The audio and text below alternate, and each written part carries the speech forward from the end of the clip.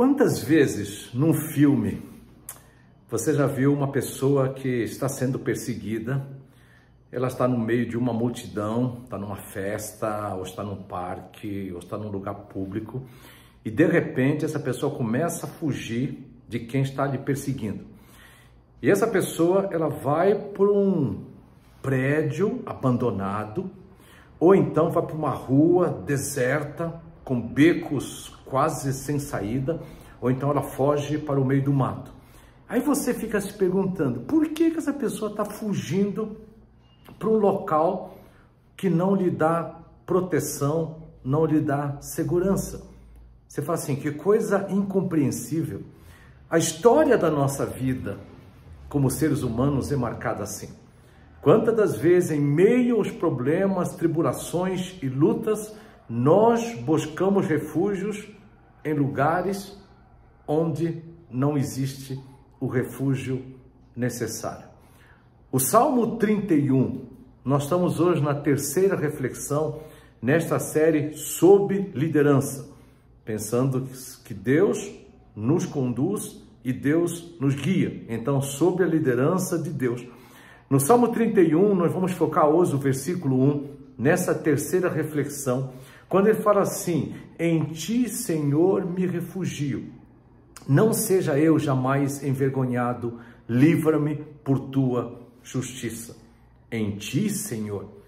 O Senhor que ele está falando aqui é o Jeová, é o Deus Yahweh, o Deus eterno, autoexistente, autossuficiente, todo suficiente. O Deus que no versículo 5 do Salmo 31, ele fala que é o Deus da verdade.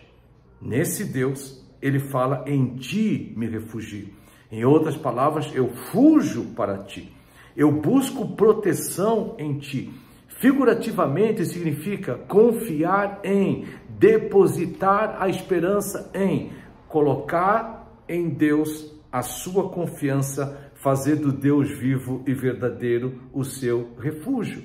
No versículo 19 desse mesmo Salmo 31, ele fala, como é grande a tua bondade, que reservastes aos que te temem, ou seja, aos que te levam a sério, da qual usas diante dos filhos dos homens para com os que em ti se refugiam.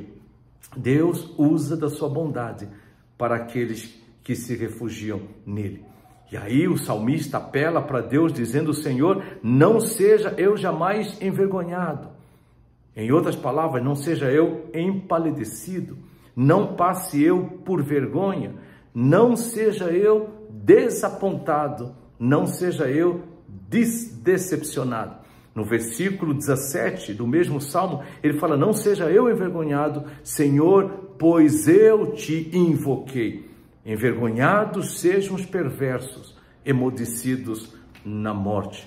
Quando nós invocamos, clamamos, procuramos o Deus vivo e verdadeiro, ele não nos decepciona quando nós esperamos aquilo que verdadeiramente ele nos promete.